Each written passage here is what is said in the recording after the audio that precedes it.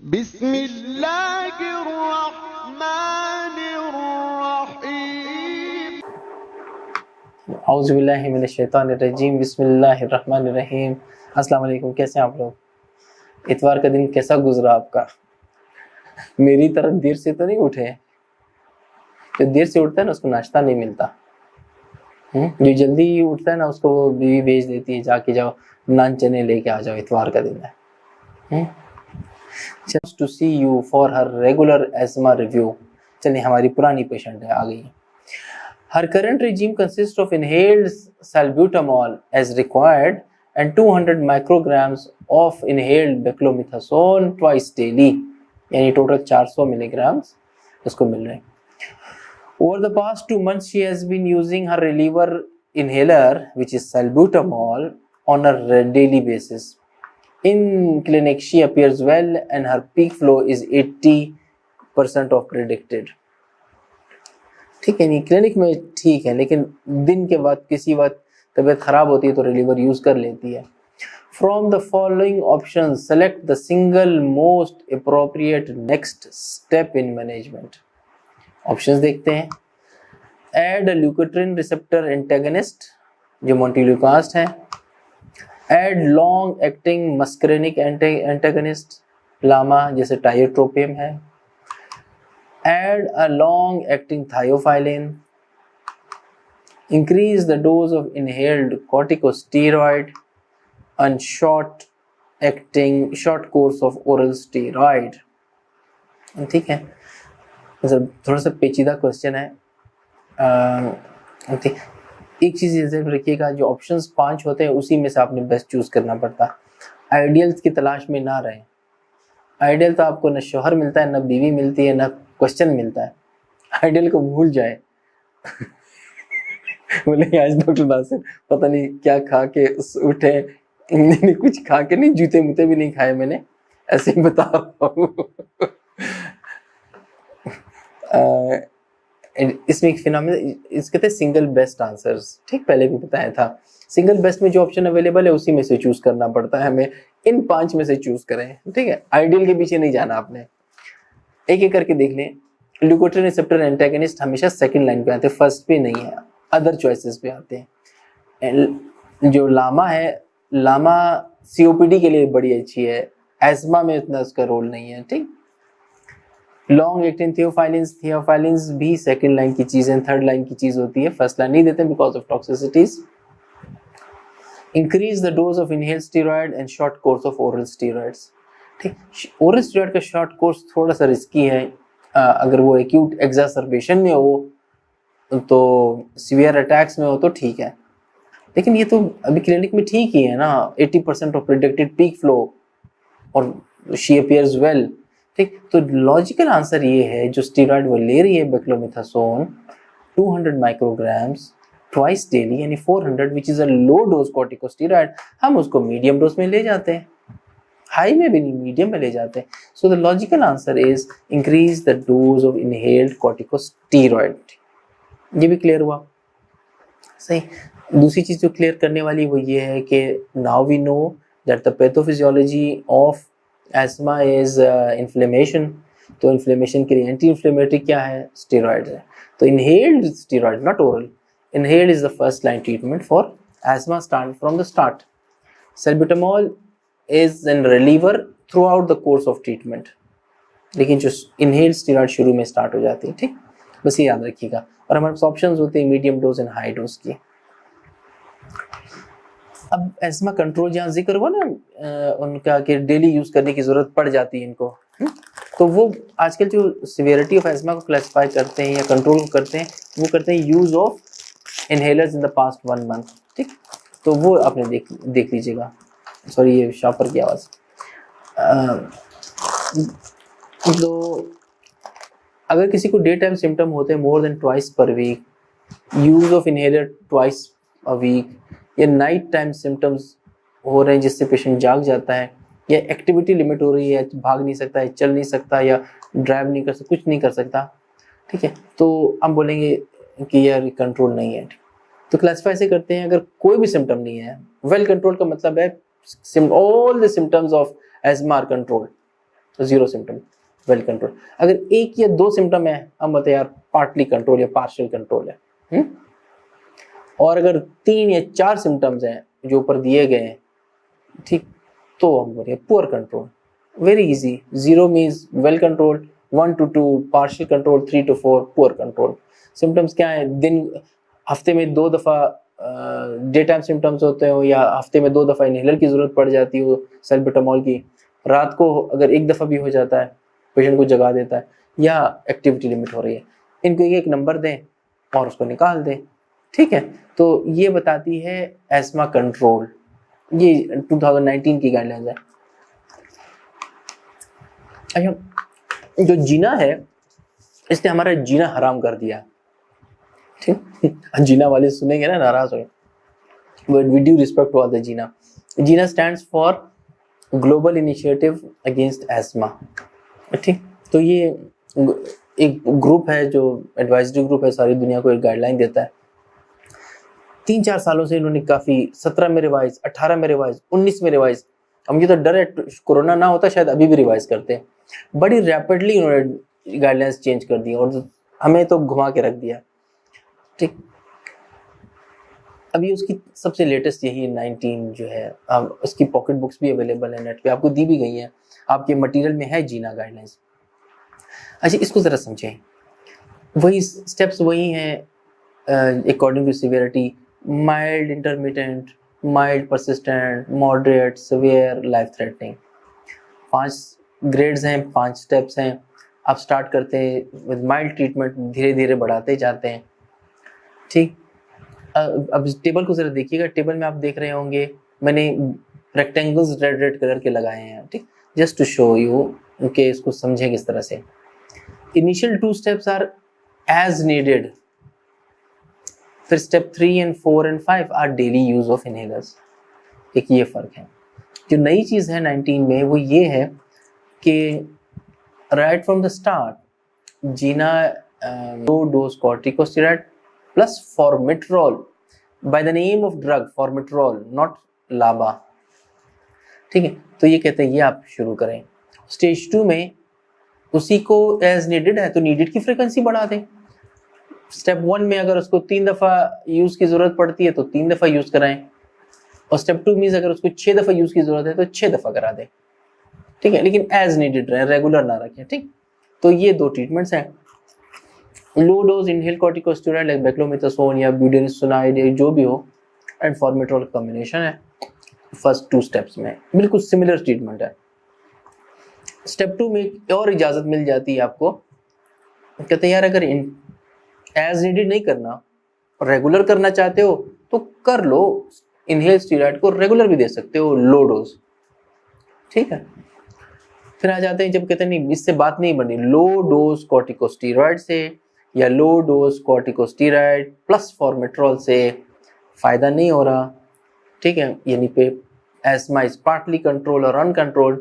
फिर आप क्या करते हैं, आप बस जो ऑप्शन है ना कि आप कहते हैं यार लो डोज स्टेरॉइड के साथ लाबा यानी सैल्मेट्रोल, आदो फॉर्मेट्रोल इज ऑल्सो लाबा, लेकिन यहाँ पे कहते हैं सैल्मेट्रोल भी यूज करो, जो भी यूज करना है कर लो। ठीक, लेकिन डेली होगा। अब फर्क है daily. Step 2 it was as needed intra steroid and लाबा।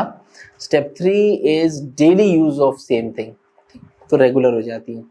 फिर अगले स्टेप पे क्या करते हैं, जब लो डोज है उसको मीडियम डोज कर देते हैं, और उससे अगले स्टेप पे हाई डोज स्टेरॉइड को, लाबा उसी तरह से चलती रहती है। ठीक, सो इसको जरा दोबारा एक दफ़ा गौर से देख लीजिएगा। There are 5 columns, step 1, 2, 3 and 4, 5। First 2 steps are as needed use of low dose steroid and formoterol. ठीक, और जो स्टेप 3, 4 है उसमें 3 में लो डोज है but daily use. Step 4 is medium dose but daily use. Step 5 is high dose but daily use. ठीक, तो it's a combination of steroid and लाबा फॉर एस्मा। और सिर्फ स्टेप 2 एक ऐसी जगह है जहां पे जो फॉर्मेट्रोल को छोड़ के you can use low dose steroid daily as well without formoterol. ठीक, अब मैं कहना नहीं चाहता जिस तरह की फॉर्मेट्रॉल का नाम आया है ना, जब नाम से कोई चीज होती है then you become suspicious. I may be wrong, totally I may be wrong, लेकिन जब नाम आता है we think of pharmaceutical influence even on the guidelines. With due respect to GINA, sorry, pharmaceutical का पावर बहुत ज्यादा है, गले पे भी असर करता है। जंक फूड खाते हुए लेक्चर करेंगे तो ऐसा ही होगा। अब ये नहीं बोलेंगे doctor Nasir is recommending junk food as healthy, I am not recommending, I had no other option, तो इसलिए मैं जल्दी से कर रहा हूँ। अच्छा, नीचे जो टेबल है देयर आर अदर ऑप्शंस।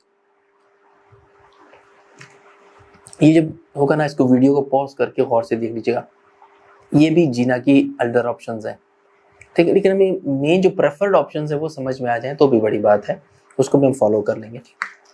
बताने का मकसद ये था just to revise GINA guidelines. Let's come to question number 2।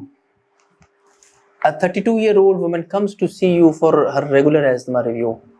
Her current regime consists of inhaled salbutamol as required and 200 micrograms of beclomethasone twice daily. Over the past 2 months, she has been using her reliever inhaler on a daily basis. In clinic, she appears well and peak flow is 80%. Ditto copy है पिछले MCQ के। For the following options, select the single most of. Question exactly same है, ठीक है, पिछला और ये बिल्कुल सेम है, ऑप्शंस में फर्क है। सो एप्रोप्रिएट स्टेप क्या है इस पेशेंट का? Add a leukotriene receptor inhibitor, add a long acting beta agonist, add a long acting muscarinic antagonist, add a long acting theophylline और शॉर्ट कोर्स ऑफ स्टीरॉयड। देखा क्या ट्रिकी क्वेश्चंस है, एक ही question के 2 सेट्स ऑफ आंसर्स हैं, ठीक है, सो हम उसी में से चूज करना है। Here the correct answer is add long acting beta and LABA. See, पिछले में क्या था? पिछले में लाबा का ऑप्शन नहीं था। पिछले क्वेश्चन नंबर 1 में वहां था डोज ऑफ स्टीरॉयड इंक्रीज करें। यहाँ क्या ऑप्शन बेस्ट है? Add a long acting beta agonist, ठीक है, कोई स्टीरॉयड की इंक्रीज का ऑप्शन नहीं है। सो द लेसन इज, आपके पास ऑप्शंस है क्या है? लो डोज स्टीरॉयड अगर कोई ले रहा है एज नीडेड तो आप उसमें लाबा ऐड करें, ठीक है, तो उससे एस्मा कंट्रोल होती है। अगर लाबा का ऑप्शन आपको नहीं दिया गया तो then increase the dose of steroids और उनको डेली कर दें, ठीक है। स्टीरॉइड की mild low dose, medium dose and high dose, 3 doses हैं, ठीक। दोबारा बताऊं, सिर्फ बताने का मकसद ये 2 एक तरह के क्वेश्चन बना के डिफरेंट ऑप्शंस के साथ। So there are, you have 2 options, either add LABA or to low dose steroid, or if you do not want to add LABA then increase the dose of steroid and make it daily regime. Question number 3, a 5-year-old girl comes to your clinic. She has recurrent chest infections and also gets wheezing from time to time. She is also short for her age. Chest X-ray shows peribronchial cuffing. कफ नहीं होते जैसे आस्तीन के कफ होते हैं हमारे, कफ बने होते हैं, उस तरह के ब्रोंकस के कफ बन जाते हैं, दिखाऊंगा आपको भी। Sweat studies revealed elevated sodium and chloride levels on 2 separate occasions, but there is no family history of any lung disease. What is the most likely diagnosis? ये देखिए, ये एक रेयर सा क्वेश्चन है। एज अ जीपी अगर हमें नहीं भी आता तो हमें कोई शर्मिंदगी नहीं होनी चाहिए, ठीक है। Is it bronchiolitis, is it cystic fibrosis, Goodpasture syndrome, sarcoidosis और सीवियर एस्मा, ठीक है। बार बार इन्फेक्शन, पेरीब्रोंकियल कफिंग यानी म्यूकस कफ, ब्रोंकस के अंदर जब म्यूकस आ जाती है तो रिंग नजर आना शुरू हो जाता है। स्वेट की स्टडीज कराई है, सोडियम क्लोराइड ज्यादा है, तो everybody knows this is cystic fibrosis, ठीक। ये क्वेश्चन देने का मकसद ये है, किस तरह के क्वेश्चन कभी कभी आ जाते हैं, they want to check cystic fibrosis, और कभी कभी गायनी में सिस्टिक फाइब्रोसिस का जिक्र आता है या मेल में आ जाता है, इनफर्टिलिटी के हिसाब से भी। सिस्टिक फाइब्रोसिस में the glands are, the lungs and the guts are infected, और thick mucus प्रोड्यूस होता है, जिससे चेस्ट कंजेशन, पेंक्रियाज ऑब्स्ट्रक्शन हो जाती है, जो डक्ट्स होती हैं, जो फेलोपियन ट्यूब्स हैं, सेमिनल वेसिकल्स हैं, वास डिफरेंस है, वो भी थिक सिक्रीशन से भर जाते हैं, फिर वो इनफर्टिलिटी भी करते हैं। ठीक, अब बाकी जो है ब्रोंक्योलाइटिस, गुड पास्चर, सार्कॉइड, सिवियर एस्मा भी करीब करीब के ऑप्शंस हैं। ये जो पिक्चर आप देख रहे हैं ये एक सिस्टिक फाइब्रोसिस के पेशेंट है जिसकी एक ब्रोंकस से गोल सी नजर आना शुरू हो गई है। ये मल्टीपल भी नजर आ सकती है। It's not specific for cystic fibrosis. The bronchus appears as a round structure because of thick walls and thick secretions inside. Asthma में भी हो सकती है, सीओपीडी में भी हो सकती है, ब्रोंकिक्टिसिस में भी हो सकती है, सिस्टिक फाइब्रोसिस में भी हो सकती है। ठीक है, any pathology leading to oedema of the bronchus और थिक सिक्रीशंस इनसाइड तो gives a feature of ring. इसको पेरीब्रोंकियल कफिंग कहते हैं। Question number 4, a 10-year-old girl attends your clinic with nausea and vomiting. She has a history of severe asthma. Examination reveals marked tachycardia and tremor. However, good air entry is present throughout her chest. Midway through the examination, she has a seizure. What diagnosis would you make? Montelukast overdose, prednisolone overdose, salbutamol overdose, clemizepam overdose, और थियोफालिन overdose. अगर beta blocker सैल्ब्यूटामॉल का overdose हो, yes you will have tachycardia, अच्छा खासा tachycardia होगा, tremors भी होंगे, fine, air entry ठीक ही रहती।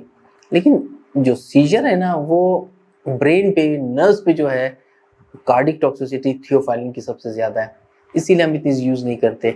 तो the correct answer is think of theophylline overdose if the patient has seizures, tachycardia and palpitation and she is taking some oral medicine.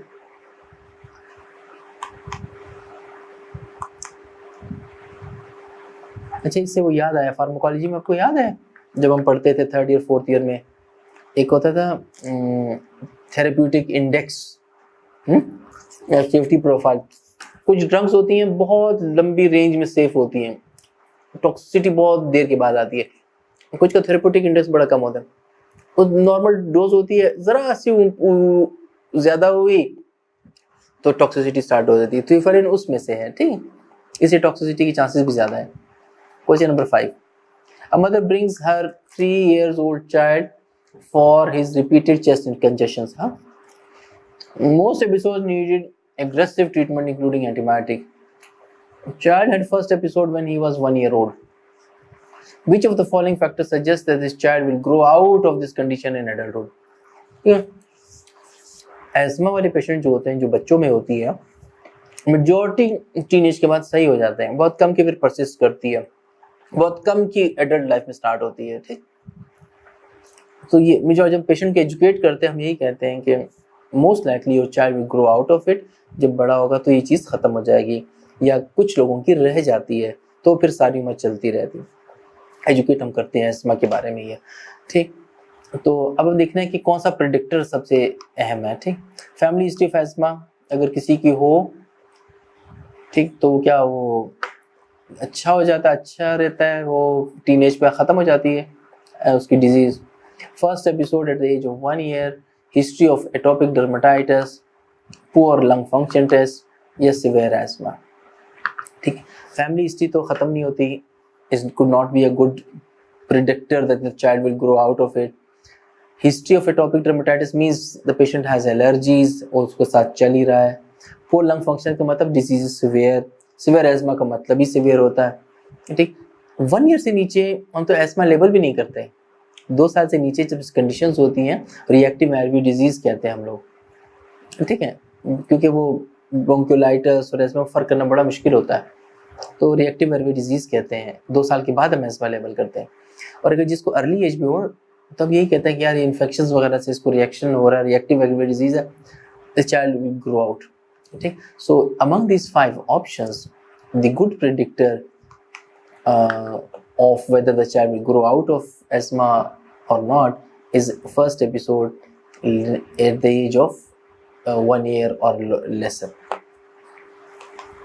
ये रट्टे वाला क्वेश्चन है, ठीक, कोई कॉन्सेप्ट नहीं है इसमें।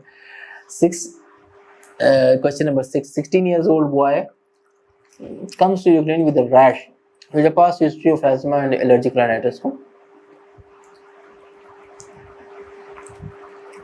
अस्थमा भी है, एलर्जिक राइनाइटिस भी है, रैश भी हो गया है. He says the shortness of breath has worsened recently. On examination, rash appears to be vasculitic. Vasculitic कौन से होते हैं? ठीक, जिनफ्लेम वेसल्स होते हैं उसमें. ठीक,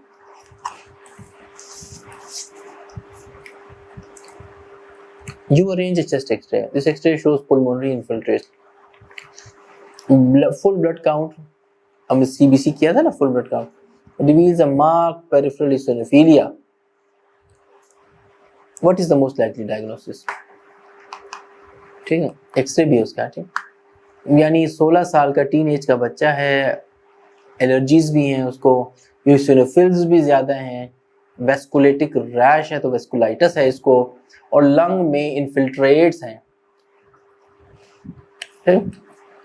अब क्या चीज हो सकती है? अगर आप एक्सरे देखें, हमें एक एक्सरे प्रॉपर एक्सरे है और एक जो है ना उसके छोटा मैग्निफाइड वर्जन है. There are irregular opacities in both lungs, more on the right side upper region पे, और वहां पे आपको ब्लैक एरिया भी है, ब्लैक के अंदर वाइट भी है. ठीक है, जो कि फंगस बॉल है. फंगस बॉल एक कैविटी के अंदर गोल सा गेंद पड़ा होता है ना, फंगस बॉल होती है. एस्परजिलोसिस या फंगल इन्फेक्शन में होती है.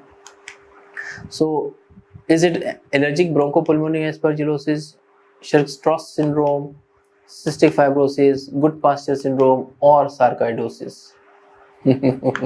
मारे गए ना, मारे गए ना. ऐसे मुश्किल मुश्किल नाम, मुश्किल मुश्किल डिजीज जनरल प्रैक्टिस के रेंज की नहीं है. टेंशन नहीं लेनी. एज अ फैमिली फिजिशियन हम ये बीमारियां पकड़ भी लेंगे, एक्सरे करवाएंगे, स्पुटम करवा के ये हम रेफर करते हैं. ठीक, हमें मैनेजमेंट की टेंशन नहीं लेनी. ये पैच है, नजर आ रहा है, दूर से नजर आता है कि white white patches, so we refer these patients. इधर एक दफा तो दिखाऊंगा बाकी एक्सरेस कैसे नजर आते हैं. So clue was in question number 6, clue was eosinophils and then patch fungus ball. इसे हमने पहचान लिया कि एलर्जिक ब्रोंकोपुल्मोनरी एस्परजिलोसिस है. मैंने 5 एक्सरे लगाए, जो 5 नाम थे ना 5 बीमारियों के, मैं 5 एक्सरेस लगा रहा हूँ आपके लिए. जो एलर्जिक ब्रोंकोपुल्मोनरी एस्परजिलोसिस वो आपने देख लिया था, there is a fungus ball. Cystic fibrosis देख लीजिएगा, सिस्टिक फाइब्रोसिस में भी देयर वाइट पैचेस और पेरिक ब्रोंकियल कफिंग्स हैं. ठीक, और ये थिक म्यूकस सिक्रीशन से होती है. ठीक, mucus is present in the airways, parenchyma में नहीं होता, तो लंग पैरेन्काइमल इन्फिल्ट्रेट नहीं होंगी, ब्रोंकस के अंदर थिक सिक्रीशंस होती. ठीक, गुड पास्चर सिंड्रोम क्या होता है? ये ग्लोमेरुलोनेफ्रेटिक ग्लोमेरुलर मेम्ब्रेन है, उसके खिलाफ एंटीबॉडीज बनती हैं. लंग्स में भी होती है, किडनीज पे भी होती है, पेरिफेरल भी, वेस्कुलाइटिस है अगेन. इसमें लंग में ब्लीडिंग्स होती हैं. ठीक है, हिमोप्टिसिस इनको हो सकती है पैरेन्काइमा के अंदर. तो देयर आर पैरेन्काइमल इन्फिल्ट्रेट्स, जो एरो नजर आ रहा है आपको ना, जो उसकी तरफ जा रहा है, गुड पास्चर सिंड्रोम. देखिए ये इसमें fluffy shadows are in the parenchyma. Parenchyma में जब ब्लीडिंग्स होती हैं, इन्फिल्ट्रेट्स होते हैं, तो ब्रोंकस नजर आना शुरू हो जाता है.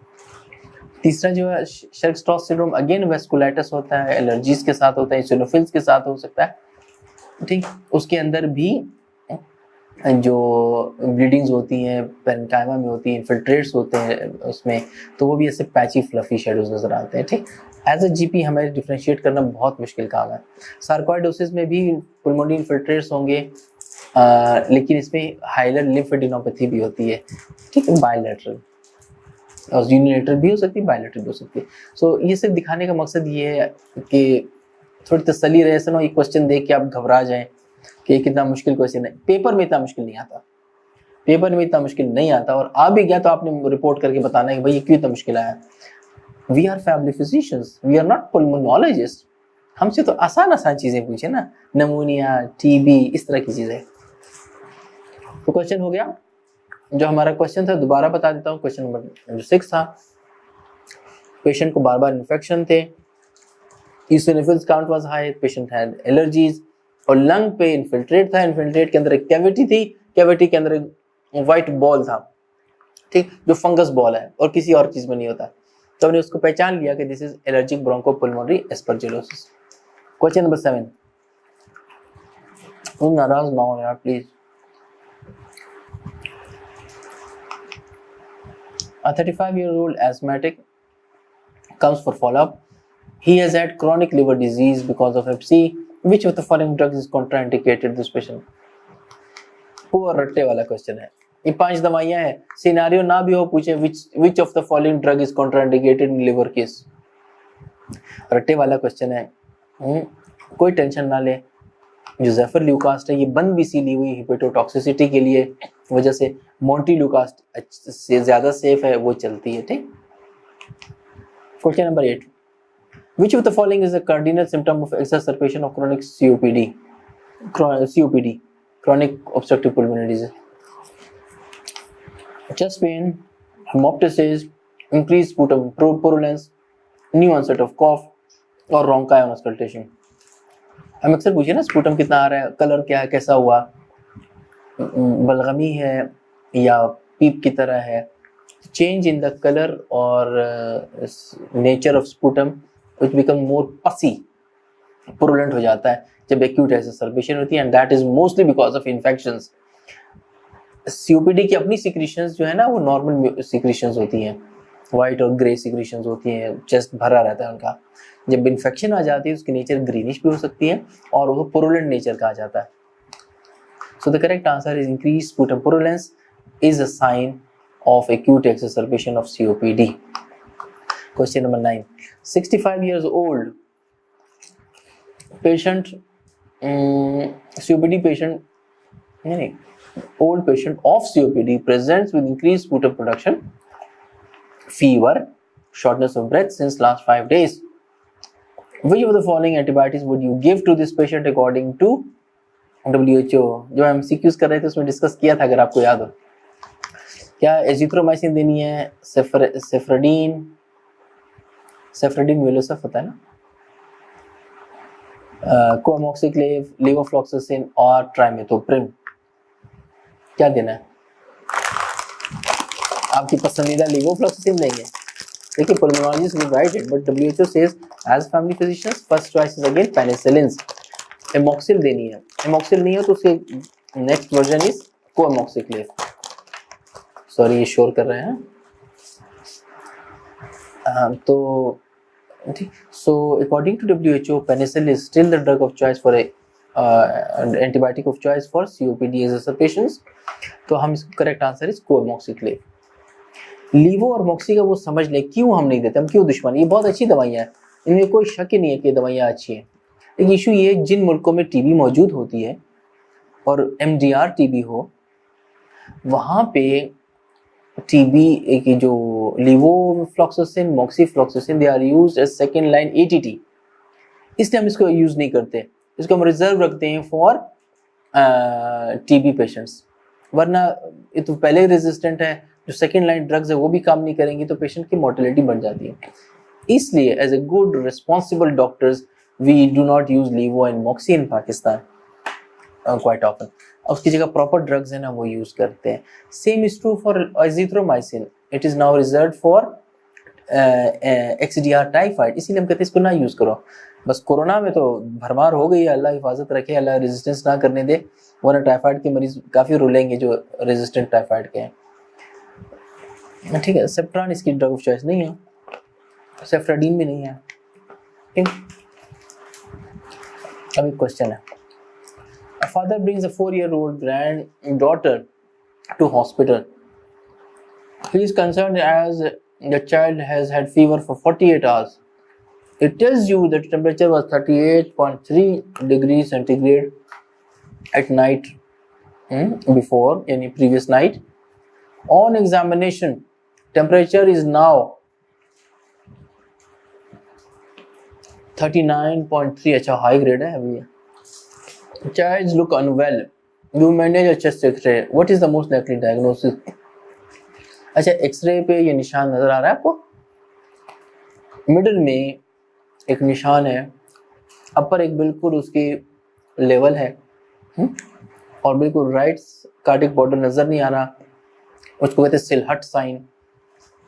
जो मिडिल लोब है लंग का तो जब हार्ट से टच होता है वहाँ ओपेसिटी हो जाती है, the white shadow of heart and the white shadow of middle lobe infiltration, they merge, is called silhouette sign.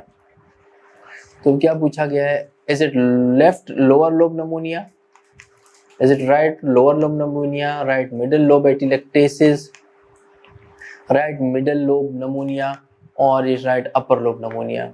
ठीक है, लोअर और अपर लोब तो नहीं है, दूर से ही पता चल रहा है, इतने बेवकूफ हम भी नहीं है।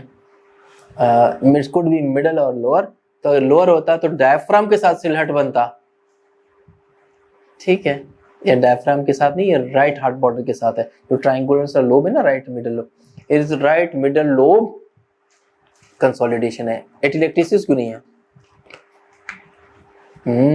पकड़े गए ना।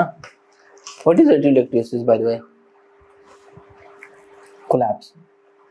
बस ये 2-3 फर्क बताता हूँ, नोट कर लें, जहन नशीन कर लें, ठीक है। जो नमूनिया है विच इज कंसोलिडेशन, लंग के अंदर जो एल्वोलाई है उसमें पस भर जाती है, वो सॉलिड हो जाता है, इसलिए कहते हैं कंसोलिडेशन। जो एटिलेक्टेसिस है, it starts with obstruction of the bronchus, जो हवा होती है ट्रैप्ड वो एब्जॉर्ब हो जाती है, and there is no air left in the lung, ठीक, और द लंग पार्ट कोलैप्सेस, ठीक। नमूनिया में the lung does not collapse, the lung does not expand, it's just filling of the alveoli with pus। जो ही lung था उसी shape उसी size में solid में चेंज हो गया, कंसोलिडेट हुआ। एटिलेक्टेसिस क्या हुआ? Bronchus was blocked, air was absorbed and the lung collapses, ठीक। अब कोलैप्स की जो कोलैप्स होती है, कोलैप्स करने कोई देता नहीं है, there is no vacuum, कैसे कोलैप्स करेगा? तो it sucks everything towards the center, ठीक है। जो कोलैप्स का एरिया होता है, हार्ट को भी अपनी तरफ खींचेगा, वॉल्स को भी खींचेगा, जो ऊपर हाइलम है उसको भी खींचेगा, डायफ्राम को भी खींचेगा, सब कुछ अपनी तरफ खींचता है वो, ठीक है। तो आपको लगेगा पुलिंग इफेक्ट। इन कंसोलिडेशन और नमूनिया पुलिंग डिफेक्ट नहीं आता, ठीक। ये बात हुई। दूसरा, इन नमूनिया alveoli are filled with pus but not the bronchus, bronchial tree is still open in pneumonia, it still contains air, air appears black, ठीक। lung parenchyma, the alveoli are filled with pus, इसी pneumonia कहते हैं। Pneumonia means pneumocytes, the lung cells की inflammation है, ठीक है। तो जब वो व्हाइट हो जाता है पूरा लंग, एयरवे में ब्लैक हवा हो, तो आपको ब्लैक ट्री नजर आती है, alveolar tree, sorry bronchial tree, उसको कहते हैं एयर ब्रोंकोग्राम, ठीक। सो फर्क क्या क्या दो पता चले आपको। Pneumonia also looks white on X-ray, atelectasis also looks white on X-ray, ठीक, clear. Pneumonia, there is neither a pull effect nor a push effect. When in collapse or atelectasis, there is always a pull effect because it shrinks, pulls everything towards it. So mediastinum may be shifted, ribs may be shifted, diaphragm may be shifted, hilum may be shifted. ठीक है, तो एक shifting effect आता है आपको। Second, in pneumonia, there is air in the bronchial tree and the background is white. So black bronchial tree on a white background is visible as a black tree. इसको कहते हैं air bronchogram. While it is totally absent in atelectasis, because in atelectasis there is no air in the bronchial tree. It's all white. So the correct answer is right middle lobe pneumonia. अच्छी question है। Question क्या है? A mother is worried about her 4 months old baby for fever and cough and reluctance to feed for 2 days. Reluctance to feed, a danger sign. By the way, जब बच्चों का discuss होगा तो उसमें danger science भी discuss होंगे। Danger science अच्छा, danger science बच्चों के है ना, और जब भी बच्चों को क्वेश्चन हो डेंजर साइंस पूछा करें। डेंजर साइंस क्या होते हैं? बच्चे ना एक खास कैफियत होती है उनकी। अगर मिसाल के तौर पे जाहिर करूं, अगर आपके पास 5 बच्चे बैठे हैं, ठीक है, एक को नमूनिया है, एक को यूटीआई है, एक को टाइफाइड है, एक को मेनिंजाइटिस है, एक को मलेरिया है, सही, और सब की सीवियर हो, every child has a severe infection, तो बच्चों में कुछ खास चीजें पैदा होती हैं, when the child is sick. और एज अ जीपी जब हम देखते हैं कि यार इस सिकनेस वाली सिम्टम्स हैं विच आर डेंजर साइंस, तो फिर हम कहते हैं वो रेफर, ये रेफरल क्राइटेरिया में आ जाता है। You give first dose of antibiotic, paracetamol दें और रेफर करें। वो क्या क्या चीजें हैं, एक तो यहाँ जिक्र हुआ ना इस पे अपने जो उस पे रिलेक्टेंस टू फीड, खाना पीना छोड़ देता है, नंबर 1। नंबर 2, ठीक 3 चीजें उसकी डाउन हो जाती हैं, सोच, जज्बात और बॉडी, ड्राउजीनेस, दिमाग काम छोड़े, ड्राउजी, इमोशंस खत्म हो जाते हैं, एपैथी, उसको फर्क नहीं पड़ता डॉक्टर मेरे साथ खेल रहा है, अम्मी है, अबू है, बस निढाल रहता है, आप उसको खेले ऊपर नीचे करे, उसको फर्क ही नहीं पड़ता कि अनजान बंदा है, जान पहचान वाला है। तीसरा, बॉडी डाउन होती है तो लिथार्जी, हाथ ऊपर करें तो नीचे, ठीक है, लिथार्जी के बच्चे को उठाएं तो हाथ नीचे लटक रहे होते हैं, ठीक। तो sick child is lethargic, he may be apathic, may be drowsy and reluctant to feed। चौथा ये होता है कि सीजर, इन सब में सीजर भी हो सकता है बच्चे को, ठीक। और ये 5 डेंजर साइंस में कोई भी हो तो फिर हम रेफर करते हैं पेशेंट को। इसके डेंजर साइंस के पीछे फिर हम पूछते हैं किस वजह से, इन नमूनिया, फिर आप पूछते हैं कि रिब रिसेशंस तो नहीं है, टेकिपनिया तो नहीं है, ठीक। इसी तरह से फिर अब सोर थ्रोट के सिम्टम, कॉफ के सिम्टम, यूरिन के सिम्टम पूछ के you identify the cause of this sickness. लेकिन अगर कॉज आपको नहीं है, even danger signs are there, we refer these patients. 4 महीने का बच्चा है, उसको खांसी भी है, बुखार भी है, रिलेक्टेंट टू फीड भी है, रेस्पिरेटरी रेट 66 है पर मिनट और टेम्परेचर 38 है। तो 36 4 माह के बच्चे के लिए ज्यादा है कम? तो इसलिए मैंने ये चार्ट लगाया, आपके बुक में नहीं है ना, हाँ, ठीक। तो 1 ईयर, 1 to 2 ईयर, 30 to 40 है, जैसे बच्चा बड़ा होता है वो हार्ट रेट कम होती जाएगा। तो 66 पैदाइश में भी इतना नहीं होता, पैदाइश में भी 60 होता है, जल्दी कम हो जाता है, ये तो बहुत ज़्यादा है, ठीक है, हार्ट बीट की तरह ही है, टेकपनिक है। सो डेंजर साइंस में तो ऑप्शंस क्या हैं? Is it encephalitis, is it foreign body, is it measles, it is meningitis और नमोनिया। WHO गाइडलाइंस, IMCI भी यही कहती हैं, अगर इतना फास्ट हार्ट रेट हो think of pneumonia. Plus related to feet है, इज अ सिक चाइल्ड, तो ये patient first dose of antibiotic सेफ्ट्राइक्सोन 100 mg पर kg, IV line, paracetamol and refer, ठीक है। Pneumonia is correct answer. Pulmonology. A 32 years old asthmatic man presents with white patches in his mouth and bad taste. He is on his regular medicines. Which one of the following medicine is most likely to cause this problem? मुंह का test खराब, white patches is candidiasis, किस inhaler से Candida होता है? ये तो बड़ा इजी क्वेश्चन है यार, ये तो मैं तो नहीं कर रहा, आप ही बताएंगे। सबका आंसर सही है, नंबर 1 बेक्लोमिथासोन, ठीक।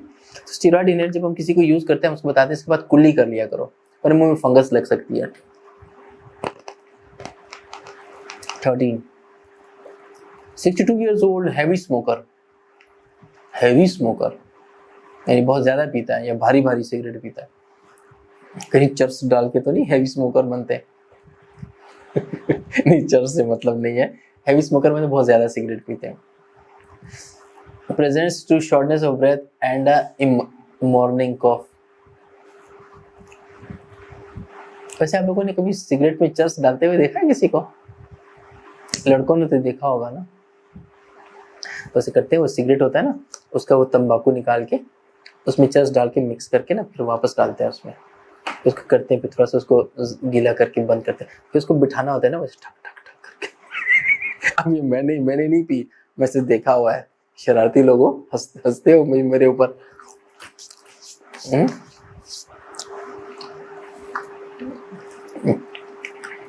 सॉरी, बात हट गई, दोबारा आता है मौजू के ऊपर। A shortness of breath and a morning cough. 62 years old है, is a dangerous age. एक तो heavy smoker है, another big danger sign. Shortness of breath and morning cough है. Chest X-ray shows hyperinflated lungs. Spirometry is organized. Which one of the following set of results would be most consistent with the diagnosis of COPD? देखिए lecture के अंदर हमने ये जो charts है ना, ये पूरी तरह डिस्कस किए हुए हैं। ऑप्शंस FEV1 इंक्रीज्ड, FEV1 और FVC रिड्यूस्ड। ये क्या होता है? फिर कहता हूँ प्लीज, ये जो हमारे पोस्ट सेशन MCQ से पहले पढ़ लें, लेक्चर देख लें, समझ लें, फिर ये सेशन में आया करें, फिर आपको फायदा होगा। अभी अब आपको क्या समझ में आएगा? तो ये तो वो कहते हैं ना, सांप गुजर गया है, अब तो लकीर पीट रहे हैं। तो रिक्वेस्ट है, ये बाकी जितने सेशंस हैं प्लीज पढ़ के, अटेम्प्ट करके, तब जाके पोस्ट सेशन में बैठा करें, तब आपको फायदा होगा। तो FEV1 क्या होती है? फोर्स एक्सपायरेटरी वॉल्यूम इन 1 सेकेंड। कोई भी इनहेलर फर्स्ट सेकंड में ना, जो स्पायरोमीटर में करते हैं, पूरी जोर से हवा निकालते हैं। और FEV1 और FVC means force vital capacity, means कौन सी होती है? गहरा सांस निकालते हैं। फोर्स इन एंड आउट जो कैपेसिटी देती है, फोर्स वाइटल कैपेसिटी होती है। ठीक, नॉर्मल जब बैठे होते हैं सांस लेते हैं, इन आउट, वो वाइटल कैपेसिटी है। जो फोर्स करते हाँ ये है। ठीक, तो होता क्या एस्मा में FEV1 बढ़ता है क्या एक ही सेकंड हम ज्यादा हवा निकालते हैं इस COPD में? No, never. ये तो है ही ऑब्स्ट्रक्टिव डिजीज। ऑब्स्ट्रक्टिव में FEV1 कम होता है, तो ये ऑप्शन तो गायब। Second, FEV1 is normal, FEV1 और FVC इज इंक्रीज्ड। FEV1 तो नॉर्मल नहीं होता COPD में, वही तो बढ़ता है। ठीक है, जाने दें। तीसरा आ गया FEV1 तो कम होता है, बढ़ता नहीं है FEV1 COPD में। FEV1 reduced, this is a good option. FEV1 ESMA में COPD में कम होता है, फाइन। सेकंड क्या, FEV1 और FVC इज इंक्रीज्ड। नहीं, FEV1 और FVC कैसे बढ़ेगा? फोर्स्ड वाइटल कैपेसिटी तो बड़ी होती है, लेकिन वो FEV1 नहीं होता, तो रेशियो नहीं बढ़ती। सेकंड क्या है, FEV1 reduced, good.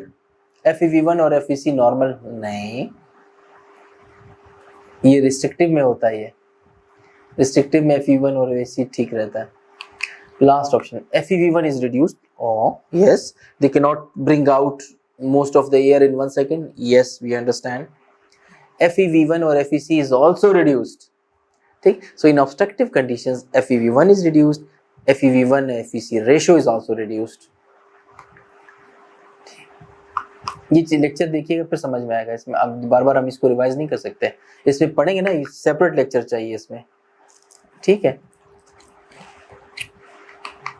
Question number 14। 20 years old asthmatic presents with 1 day history of cough, shortness of breath, chest tightness. There is no fever. He is not taking any medication. Examination, his respiratory rate is 20, BP is 120/80, and there is a bilateral wheezing. What is single most appropriate initial step? अभी एक asthmatic है जो कोई दवाई नहीं ले रहा, और एक दिन से इसको अटैक हुआ एस्मा का, क्लिनिक में आया तो रेस्पिरेटरी रेट 20 है, थोड़ा सा ही बढ़ा हुआ है, ब्लड प्रेशर भी ठीक है, बायलैटरल वीजिंग हो रही है, फाइन, एस्मा अटैक में होती है। ऑप्शंस क्या हैं? अमाइनोफाइलिन स्टार्ट करना है, no. Montelukast, no. Prednisolone, no. Beclomethasone और साल्मेट्रॉल। अब फंस गए ना दो में, साल्मेट्रॉल देना है या बेक्लोमिथासोन? नहीं, फंसे नहीं है माशाल्लाह। Again, since the pathophysiology of asthma is inflammation of the airways and steroid is the best anti-inflammatory, so we start with beclomethasone. Question number 15. 20 years old asthmatic presents with 1 day history of cough, shortness of breath and chest tightness. वही patient दोबारा आ गया क्या? एक minute, हाँ वही question है। There is no fever. Examination respiratory rate is 20, BP is 120 by 80, bilateral wheezing. He is taking salbutamol as needed.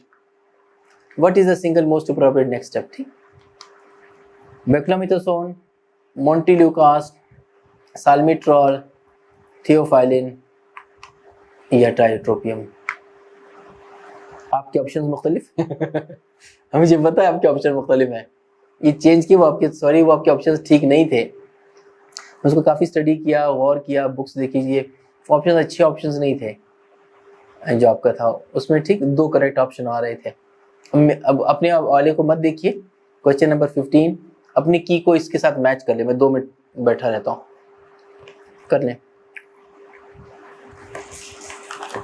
कर लिए। 2 ही तो चेंज करने हैं, वो फर्स्ट और सी और ए को चेंज करना होगा। हो गया, चलो।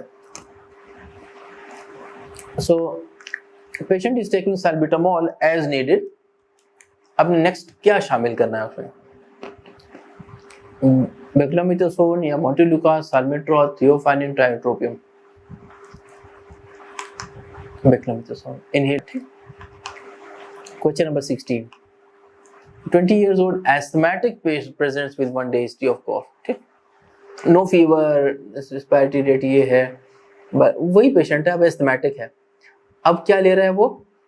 ही इज टेकिंग सल्ब्यूटामॉल, बेक्लोमिथासोन 1800 माइक्रोग्राम्स, यानी अच्छी हाई डोज, और उसके बावजूद भी इसको अटैक हुआ।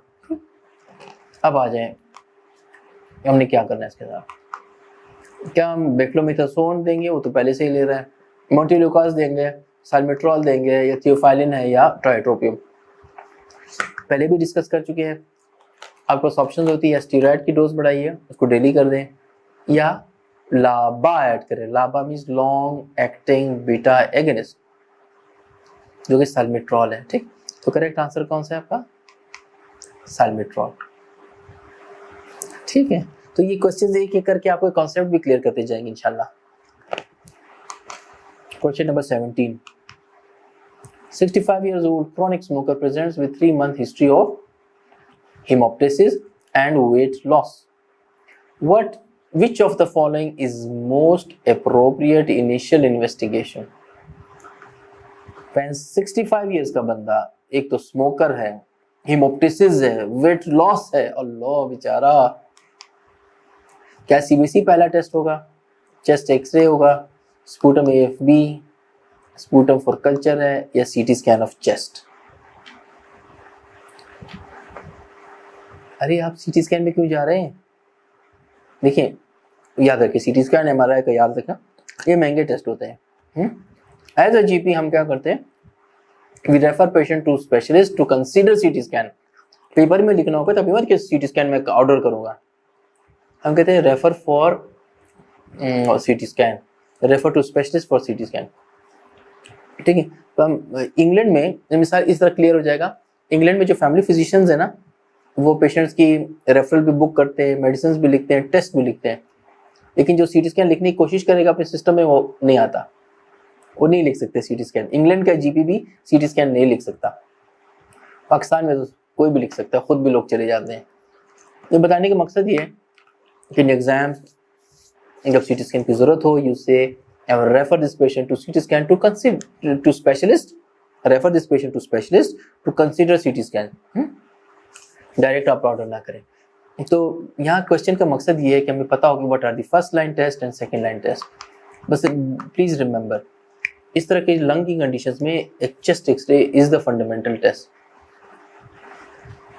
जहाँ पे पेशेंट भी एज भी ज्यादा है, कैंसर के चांसेस, टीबी, ब्रोंकिएक्टाइटिस सबके चांसेस है। ठीक, चेस्ट एक्सरे कराएंगे। बाकी भी हो सकता है हम सीबीसी भी कराएं, ईएसआर भी कराएं, स्पूटम भी कराएं, कल्चर्स भी कराएं, सीटी स्कैन भी शायद जरूरत पड़े, लेकिन बात की बात है। लेकिन अगर आपसे पूछा गया कि एक चूज करो, तो मेरा चेस्ट एक्सरे को as a starting investigation for chest problems करें। 18.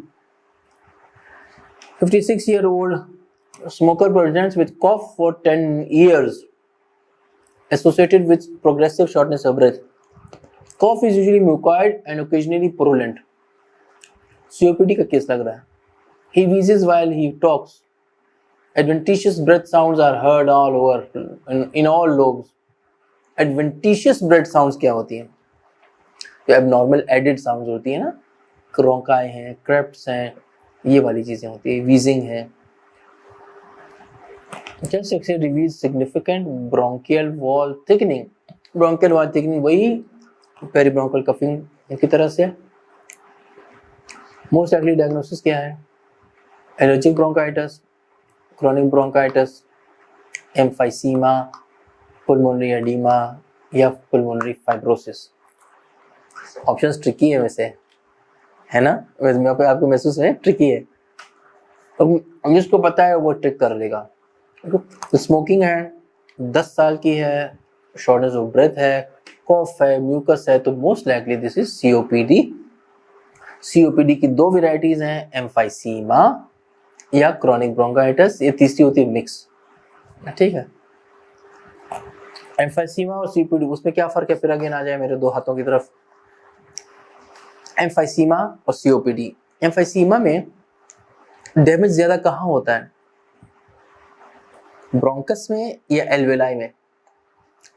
Alveoli. Emphysema is more a disease of alveoli. Alveoli are damaged, bullae are formed.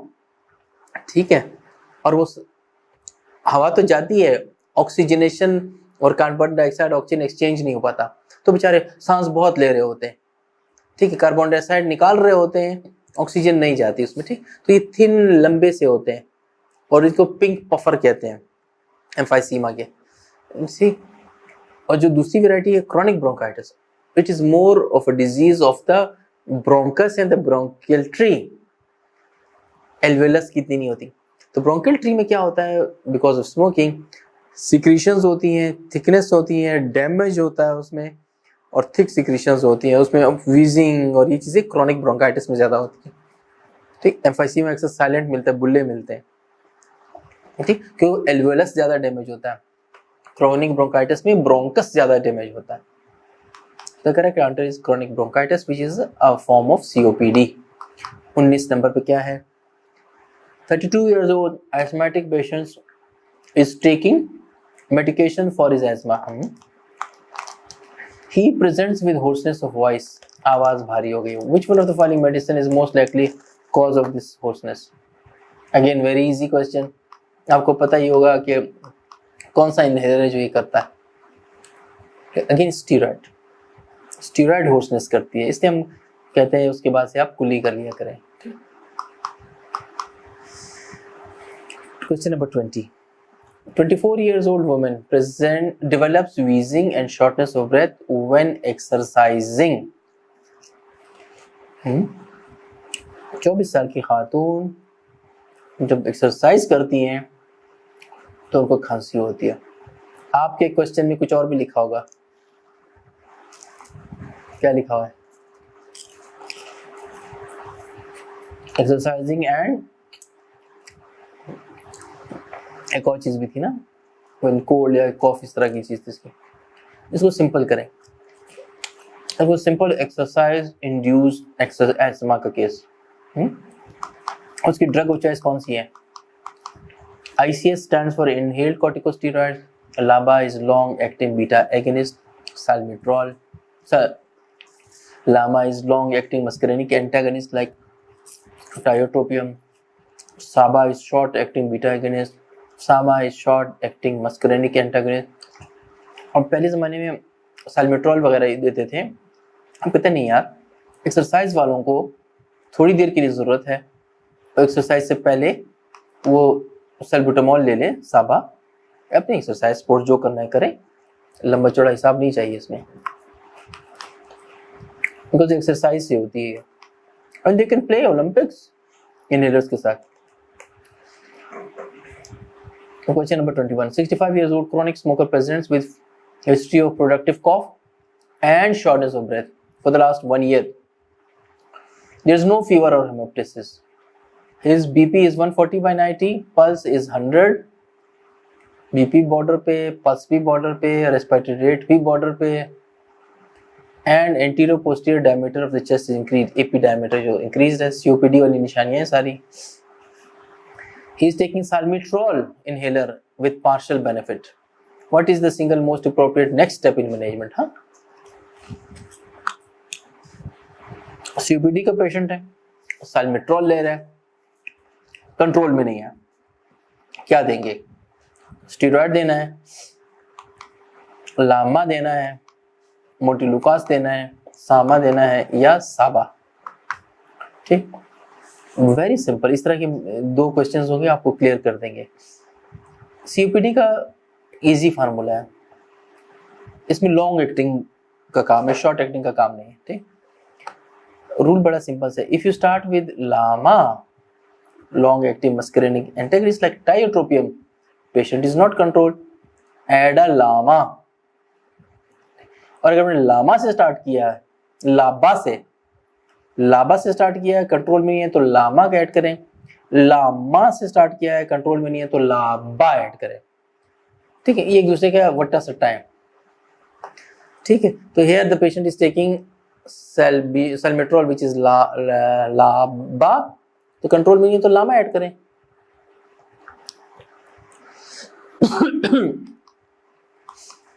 Question number 22. 50 years old asthmatic patient presents with poorly controlled asthma and he wants to monitor his asthma at home so that he can adjust his medicine according to your advice. Wow, बड़ा समझदार बंदा बन गया है। Which आपकी सोबत में रहेगा तो ऐसे ही समझदार होगा। Which one of the following pulmonary function test is most easily carried out at home? घर में क्या होता है वैसे? FEV1 चेक करते हैं हम लोग, जो एक फूक मारते हैं हम, FEV1 और FVC रेशो है, FVC है पीक एक्सपायरेटरी फ्लो रेट है, रेजिडुअल वॉल्यूम है। रेजिडुअल वॉल्यूम तो कोई भी नहीं मेजर कर सकता, वो तो लंग के अंदर ही होता है। अब प्लीज तो लेक्चर जरूर देखिएगा, ठीक है। और आपको ना जो हमने वीडियोस दी हैं उसमें स्पायरोमेट्री की वीडियोस भी हैं, लंग फंक्शन सारे टेस्ट हैं, ये सारे हुए हुए हैं, and how to interpret them. Peak flow के भी हैं, how what is the correct technique, पूरा प्रॉपर इसकी वीडियोस भी हैं, वो भी ज़रूर देखिएगा। एक्सरे की भी है उसमें। अच्छा, तो अब हमने जो करेक्ट आंसर देना है, जो हम पीक फ्लो करते हैं ना, जो that only checks peaks expiratory flow rate. Volume कोई नहीं है उसमें, कहाँ मेजर हो वॉल्यूम? मशीन पाइप में फूंक मारी, हवा निकल गई, मेजर किसने की? नो वॉल्यूम्स, न वो FEV1 है, न FEV1 और FVC है, न FVC है, कोई वॉल्यूम नहीं है। वॉल्यूम उस पैरोमीटर में चेक होती है, इसमें सिर्फ फ्लो रेट है। ठीक है, so its peak flow, peak expiratory flow rate. Question number 23। 23-year-old boy, 20 साल बॉय हुआ, good boy, presents with 5-day history of fever, cough, abdominal pain and diarrhea. On examination his temperature is 101, pulse is 98, beat per minute, respiratory rate is 20 per minute, chest examination shows bilateral rhonchi and creps। ठीक है, light आ गई हमारी। हाँ, तो सबको view change नजर आया होगा। लाइट गई हुई थी, गर्मी में बैठना पड़ता है, हम क्या करें, मजबूरी, टाइम ऐसा सेट किया हुआ है, उठ भी नहीं सकते। अल्लाह बस खैरियत रखे। इस सेशंस में कुछ हो जाए ना, फिर मुश्किल हो जाती है। Chest exam shows bilateral rhonchi and crept, liver and spleen are not palpable, single most appropriate drug for this condition। जैसे खांसी भी है, पेट में दर्द है, डायरिया, और टीनेजर से, अभी टीन तो निकल के 19 से 20 में चला गया, ठीक है, हल्का सा टेम्परेचर है, पल्स भी ठीक है, रेस्पिरेटरी भी इतना बुरा नहीं है, रोंकाई भी है, लिवर और स्प्लीन पैल्पेबल नहीं है, single most appropriate drug for this condition, amoxicillin, ceftriaxone, cotrimoxazole, doxy है या levofloxacin है।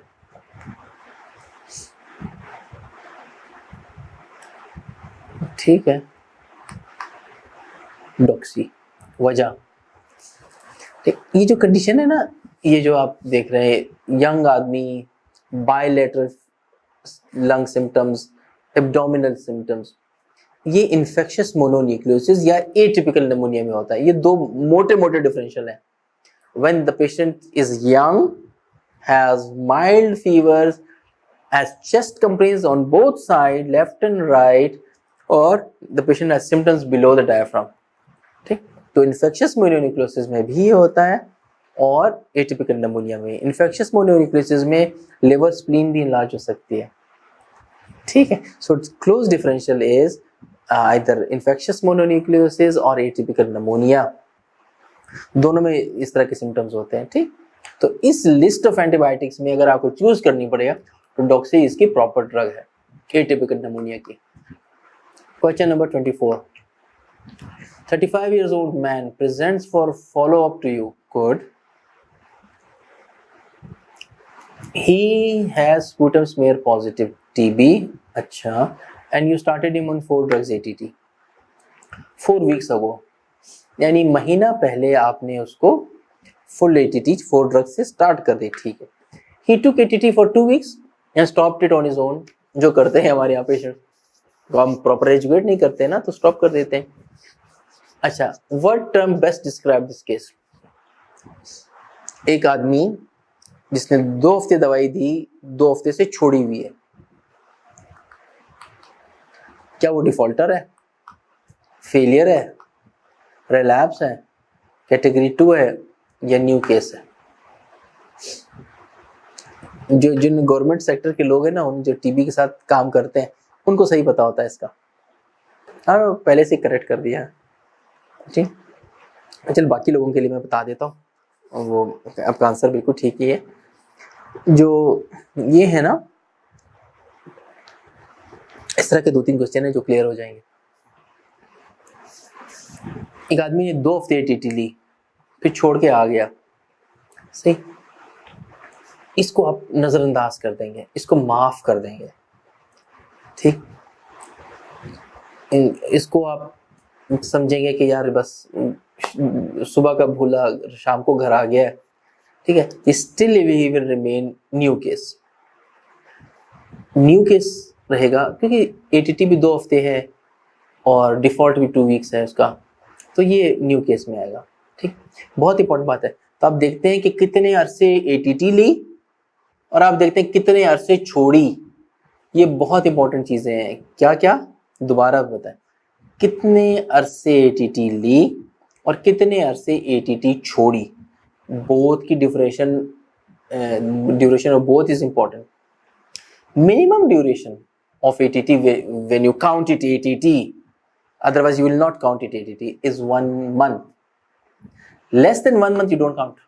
नहीं, छोड़ दो, कोई नहीं, 1-2 हफ्ते गए, दोबारा से स्टार्ट करें. Still remain new case.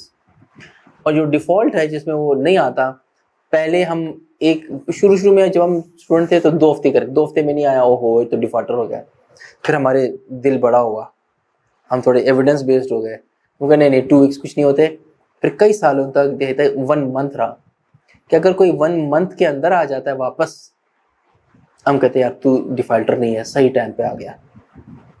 ठीक है, जहां से छोड़ा है कंटिन्यू करो. अब लेटेस्ट जो है ना वो 2 मंथ्स लेते हैं, यार 2 मंथ्स में भी आ गया तो डिफॉल्टर ना कहो. ठीक है, सो duration of taking ATT is 1 month, duration of default is now 2 months, जिससे मैं भी थोड़ा कंफर्टेबल नहीं हूँ. महीना रखना ज़्यादा बेहतर था उसमें, लेकिन एनीवे न्यू WHO गाइडलाइंस इस तरह कहती है 2 मंथ्स में भी आ जाए तो उसको डिफॉल्टर ना गए. सो डिफॉल्टर वो होता है जो कि 2 महीने से ज़्यादा ATT छोड़े.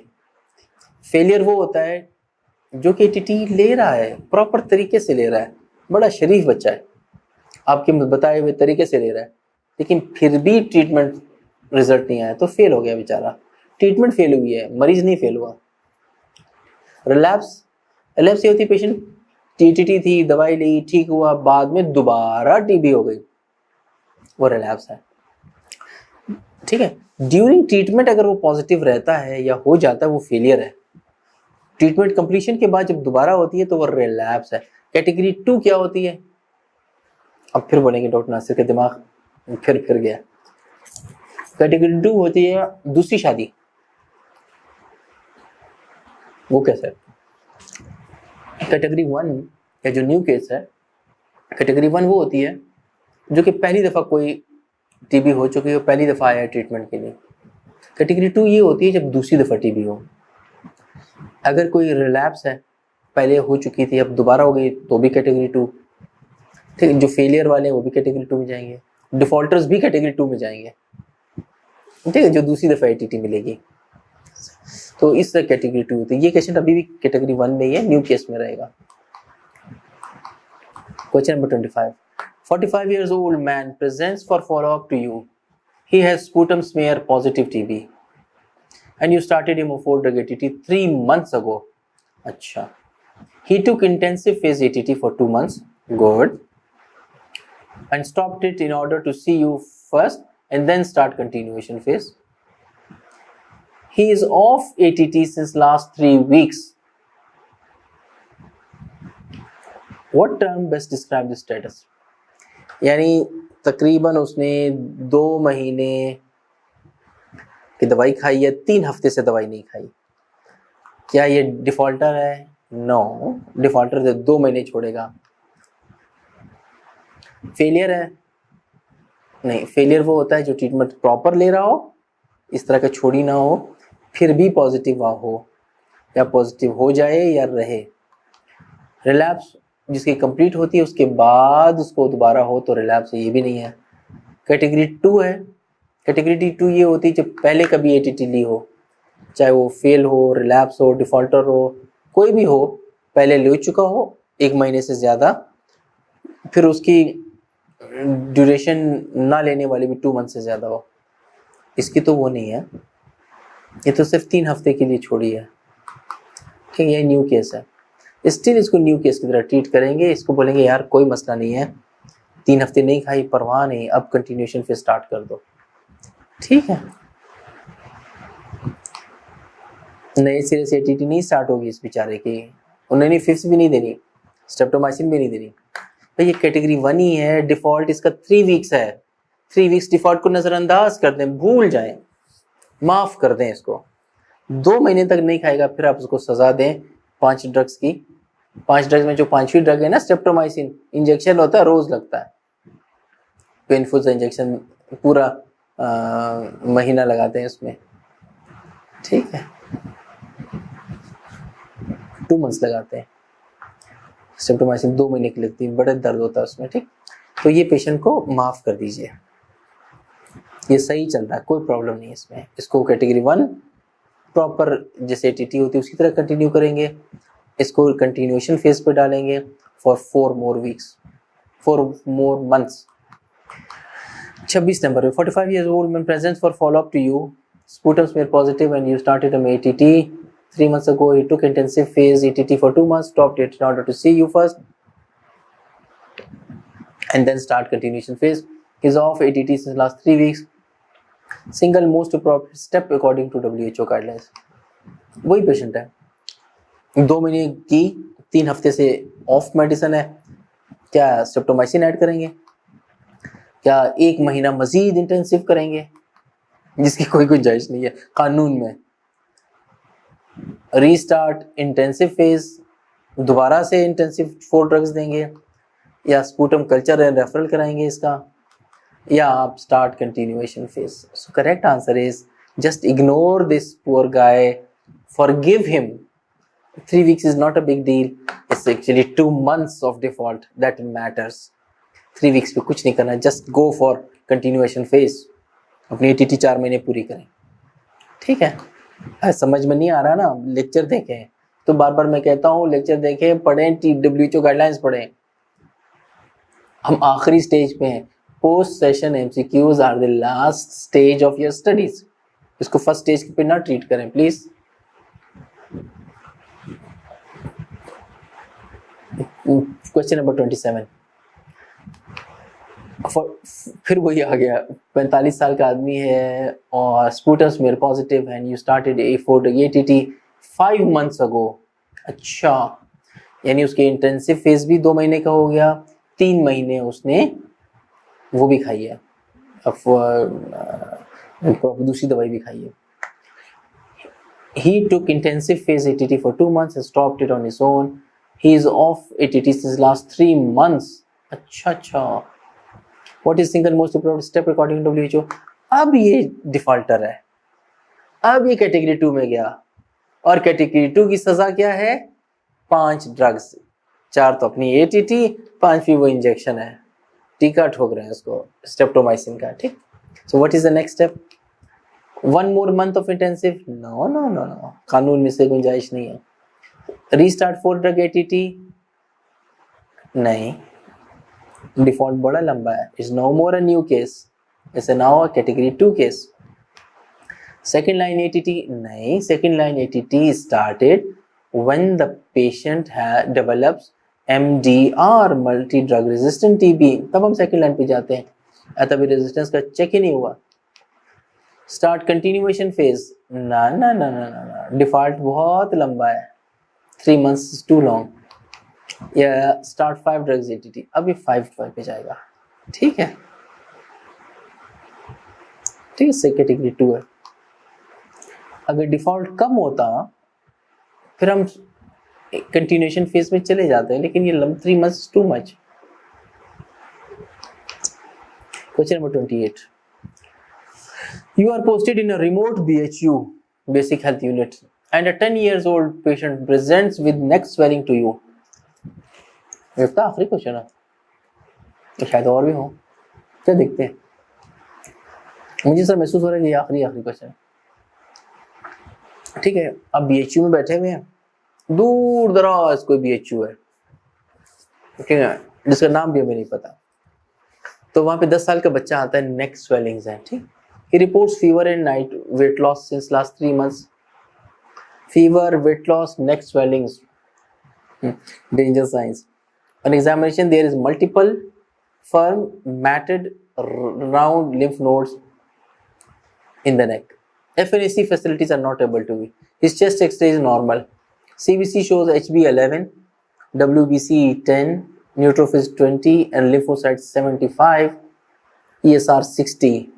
most appropriate step in management at primary care level। ठीक है, ये थोड़ा सा टेढ़ा क्वेश्चन है, इसका डिबेट्स काफी पेंडोरा बॉक्स वाला क्वेश्चन है। ठीक, BHU में है जहाँ पे FNAC की सहूलत नहीं है, दवाइयाँ मौजूद हैं, CBC हो सकती थी। हाँ, CBC हो गए, जिसमें जो एक क्लू है वो लिम्फोसाइट्स है। अच्छा, पेरिफेरल फ्रेम का जिक्र नहीं हुआ, जो एबनॉर्मल सेल्स होते हैं। अच्छा, ये जो सिनारियो है ना, 2 मिलती जुलती कंडीशंस ये स्टेज में। लिम्फोमास के अंदर भी लिम्फ नोड्स बड़े होते हैं, फीवर, नाइट्रेट, वेट लॉस होता है। टीबी के अंदर भी सर्वाइकल टीबी जो होती है, lymph nodes, fever, anorexia, weight loss बहुत मिलती जुलती हैं। आइडियल सिचुएशन में बगैर FNAC आप प्रोसीड नहीं कर सकते, because you don't want to miss lymphomas. यहाँ से बताया इस तरह से गया है कि नहीं हो सकता, यहाँ पे है ही नहीं, शहर भी नहीं जा सकता। ये लिखा होता ना कि शहर भी नहीं जा सकता, फिर जिंदगी आसान थी कि आपके दिल में सवाल आ रहा है, यार इसको मैं तो शहर भिजवा दूंगा, वहां से FNAC या लिम्फ नोड बायसी करा दूंगा। शहर नहीं भिजवा सकते, रोड टूटी हुई है, बरसात हो गई है, पुल टूट गए, आप शहर नहीं भेज सकते, कहीं के पास पैसे नहीं है जाने के। अब देखें क्या करना है। क्या स्पूटम स्मेयर कराएंगे, INH प्रोफाइलैक्सिस देंगे एंड और एंटीबायोटिक का ट्रायल देंगे, पैरासीटामोल एंड रीअश्योरेंस करेंगे, या 4 ड्रग ATT स्टार्ट करेंगे। ये जो क्वेश्चन है ना, एक और चीज को भी इंपॉर्टेंस देता है, वो है the powers of a GP, जो कि स्पेशलिस्टों के पास नहीं होती। ठीक है, हम इस तरह की दवाइयां स्टार्ट कर सकते हैं। ठीक, we can give an ATT trial, we can use time as a therapeutic tool. हम लोग कहते हैं ना, अभी नई दवाई आप देखें, कुछ दिन अपने आप को देखिए, हम आपके कोई टेस्ट नहीं करा रहे, कोई दवाई नहीं दे रहे, पैरासीटामोल खाइए, 2 दिन बाद मुझे दिखाइए। Specialists are not allowed to do this. Specialists must do some investigations. They must try to find out the cause. वो उनकी गला फंस जाता है स्पेशलिस्टों का, हमारा नहीं फंसता। We are allowed to give time to the patient. We are allowed to give empiric therapies. ठीक है, We are allowed to adjust treatment according to patient's preferences. ठीक है, बस सेफ रहना, हमने किसी को नुकसान नहीं पहुंचाना। We are patient centered. तो इसमें जो करेक्ट ऑप्शन है, देखें स्पूटम स्मीयर में we know in children most of the TB is extrapulmonary. ठीक है, पुल्मोनरी बड़ों में ज़्यादा होती है, बच्चों में एक्स्ट्रा पुल्मोनरी ज़्यादा होती है। तो ये मोस्टली एक्स्ट्रा पुल्मोनरी, स्पूटम में कुछ नहीं आएगा, चेस्ट एक्सरे नॉर्मल है उसका। आईएनएच प्रोफाइलैक्सिस नहीं देंगे। आईएनएच प्रोफाइलैक्सिस जो है वो किसको देते हैं, ठीक है, 2-3 कंडीशंस में। एक, फर्स्ट मैं माँ हूँ माँ जो होती है ना, एक प्रेग्नेंट खातून है, 3rd ट्राइमेस्टर में है, एंड में डायग्नोज हुआ उनको टीबी है। ठीक, so sputum smear positive mother, sputum smear negative mother, pulmonary TB patient है and she gives birth to a baby. अब बेबी पैदा हुआ है, माँ को टीबी है, अब माँ को दूर नहीं रख सकते। ठीक, अब वो दूध भी पिलाना है, दूध पिलाने को इतना करीब करना पड़ता है उसमें, सही है, कपड़े भी बदलने हैं, प्यार भी करना है उसको, तो फंस जाते हैं। ठीक, तो फिर हम कहते हैं कि fine, continue breast feeding everything, सही है। हम इस बच्चे को फिर हम आईएनएच प्रोफाइलैक्सिस पे डालते हैं 6 महीने के लिए। ठीक है, ताकि स्पूटम अगर कोई जरासीम बच्चे में जाएगा भी तो वो मर जाएगा। दूसरी क्या जो नई चीज है जो आईएनएच प्रोफाइलैक्सिस की है, वो है contacts of people who are sputum smear positive. किस तरह से होता है, फॉर एग्जाम्पल एक पेशेंट हूँ टीबी का, मेरे घर में 8 लोग हैं, 4 बच्चे हैं, 4 बड़े हैं, और मैं स्पूटम स्मीयर पॉजिटिव टीबी निकल आया हूँ। अब क्या होगा, मेरे 8 फैमिली मेंबर्स हैं, ठीक है, बड़ों से पूछा जाएगा यार तुम्हें कोई सिम्टम है, खांसी, कोई बुखार, थकावट, सुस्ती, कमजोरी, भूख कम होना, वजन कम होना, any constitution symptom of TB, cough, GI symptom, urinary symptoms, glands, सारा पूछा जाएगा यार कोई ऐसा मसला तो नहीं है। अब बोलेंगे 4 बड़े हैं ना, 4 छोटे हैं। बड़ों में पूछा कि नहीं यार, बड़ों में एक ने कहा यार मुझे भी बुखार हो रहा है, खांसी हो रही है, उनको फाइन। 3 को तो हमने बख्श दिया, जो एक जिसको सिम्टम था उसको पकड़ के फर्दर हिस्ट्री एग्जामिन भी करेंगे, लैब्स भी कराएंगे, like sputum, CBC, chest X-ray, देखेंगे टीबी लग तो नहीं गई है। ठीक है, तो जो बच्चे हैं ना, बच्चों में हम क्या करेंगे, बड़ों में किया क्या, दोबारा बड़ों में हमने हिस्ट्री ली, जिसको सिम्टम थे उसी को एग्जामिन किया, उसी के टेस्ट कराए, जिसको सिम्टम नहीं थे ऑन हिस्ट्री उनको हमने माफ कर दिया। बच्चों में हम माफी नहीं देंगे। जो 5 साल से छोटे बच्चे हैं, 5 साल से छोटे वालों के, उनको हम बुलाएंगे, उनसे सबसे हिस्ट्री लेंगे, 4 से बच्चों से, सबको एग्जामिन भी करेंगे टू फाइंड आउट कि किसी को टीबी लग तो नहीं गई है। ठीक है, उसमें से आ जाता है कि 2 बच्चे हैं जिनको हमें शक है कि वो है, उनको टीबी है। ठीक है, तो उनको फिर इन्वेस्टिगेशंस होंगी टीबी देखने के लिए। जिसको टीबी निकलेगी, बल्कि कुछ लोग सारे 4 को भी इन्वेस्टिगेट कर सकते हैं। अभी जरा मुझे भूल गया है कि 4 को करते हैं, लेकिन हिस्ट्री 4 की होगी, एग्जामिन 4 होंगे। ठीक है, you rule out TB in all 4 of them, investigate भी कर लेंगे। जब हमने 4 को इन्वेस्टिगेट किया, 2 में मिला टीबी और 2 को मिला कि टीबी नहीं है। ठीक, हम बच्चों की बात कर रहे हैं। 2 बच्चे ऐसे थे जिनको टीबी के सिम्टम थे, उन्हें इन्वेस्टिगेट किया, वो टीबी वाले थे। 2 बच्चे ऐसे थे जिनको इन्वेस्टिगेट किया, सारा कुछ किया, टीबी नहीं था उनको। जो टीबी नहीं था वो आईएनएच प्रोफाइलैक्सिस पे जाएंगे because they are less than 5 years of age, और जो टीबी वाले थे वो एटीटी पे जाएंगे। ठीक है, 5 साल से छोटे हैं तो 3 ड्रग्स एटीटी स्टार्ट होती है, इथम्बिटोल नहीं देते 6 साल से नीचे वालों को। ठीक है, तो ये दोबारा बताता हूँ, कंफ्यूज होने की जरूरत नहीं है, परेशान ना हो। मैं एक टीबी का पेशेंट हूँ, स्पूटम स्मीयर पॉजिटिव। मेरे 8 फैमिली मेंबर्स हैं, 4 बड़े हैं, 4 छोटे हैं। ठीक है, बच्चे में 5 years से कम वाले हैं। जो बड़े हैं उनसे मैं सिर्फ वर्बल हिस्ट्री लूंगा कि किसको टीबी का कोई सिम्टम है। जिसको सिम्टम नहीं है उसको छोड़ देते हैं, जिसको सिम्टम है उसको एग्जामिनेशन एंड इन्वेस्टिगेट करेंगे, देखने के लिए टीबी लग तो नहीं गई है। टीबी होगी तो हम उसको ट्रीट करेंगे, टीबी नहीं हुई तो छोड़ देंगे। बच्चों में थोड़ा सख्ती है, बच्चों में सारे 4 बच्चों को हम हिस्ट्री भी लेंगे, एग्जाम भी करेंगे, इन्वेस्टिगेट करके ये रूल आउट करेंगे किसी टीबी लग तो नहीं गई किसी को। जिसको लग जाएगी उसको हम एटीटी देंगे, 3 ड्रग्स, क्योंकि 5 साल से छोटे हैं। और जिनको नहीं लगी उनको आईएनएच प्रोफाइलैक्सिस देंगे। ठीक है, ये एक नई चीज है इसमें। सो the correct answer is start 4 drugs ATT in this patient. ये 6 साल से ऊपर बच्चा है तो 4 ड्रग्स मिलेंगी इसको, ठीक। बाकी टीबी की और क्या मैनेजमेंट होती है, ड्रग्स की डोज क्या है, स्पूटम कब करते हैं, वो सब लेक्चर में है। Question number 29, you are working in remote. अच्छा, फिर वो रिमोट बीएचयू में अब कौन आ गया, हमारे बीएचयू में अब आई है प्रेग्नेंट खातून आ गई है। Fever, productive cough, weight loss, anorexia. Examination, on examination her weight is 45 kg and there are bronchi and creps in right upper lung zone. clue है, right upper lobe is a clue।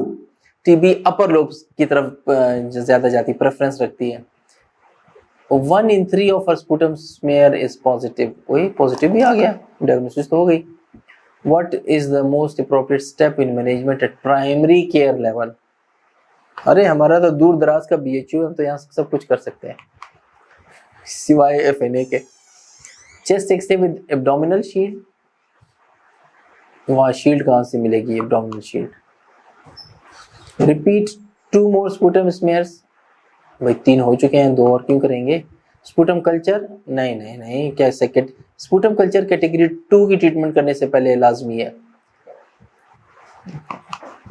4 drugs ATT start करेंगे pregnancy में या urgent refer करेंगे।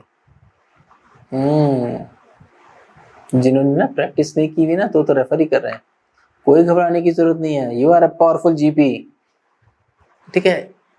The treatment of TB is not different in pregnant women and non pregnant women, तो will do the same treatment, give the same treatment to this patient, ठीक है। ये हमारा कर सकते हैं इसकी ट्रीटमेंट, हमने कोई चेंज नहीं करना ट्रीटमेंट में, ठीक है। कुछ फर्क, इसी तरह एस्मा की ट्रीटमेंट से भी कोई फर्क नहीं पड़ता। तो एस्मा की ट्रीटमेंट नॉन प्रेग्नेंट की है, प्रेगनेंसी में भी वही है, टीबी की भी वही है, ठीक। So will give 4 drugs ATT to this pregnant woman और इंशाल्लाह she will be fine in 6 months time.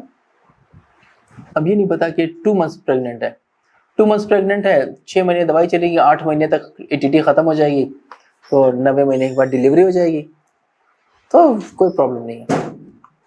Question number 30. 50 years old man comes for a follow up for treatment। थक गए थे MCQs करने के बाद, वैसे थक जाता है ना MCQs के साथ। अब आखिर में आके ब्रेक क्या लेना, थोड़े से स्लांटी हैं, खा लेते हैं।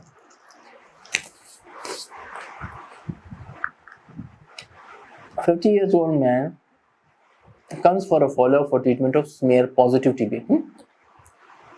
ठीक है, स्पॉट पॉजिटिव था, ये फॉलो अप पे आया हुआ है। Sputum smear at 2 months was negative, good, and now his sputum smear at 5 months is positive। ये 5 months है ना, ये लेक्चर में जरूर देखिएगा, इसकी इंपॉर्टेंस को हमने बताया है कि why we check at 5 months। ये यही मकसद देखने के लिए कि ट्रीटमेंट सक्सेसफुल है कि नहीं, या फेलियर तो नहीं है, कहीं रेजिस्टेंस तो नहीं आ रही, इसलिए 5 मंथ्स में चेक करते हैं।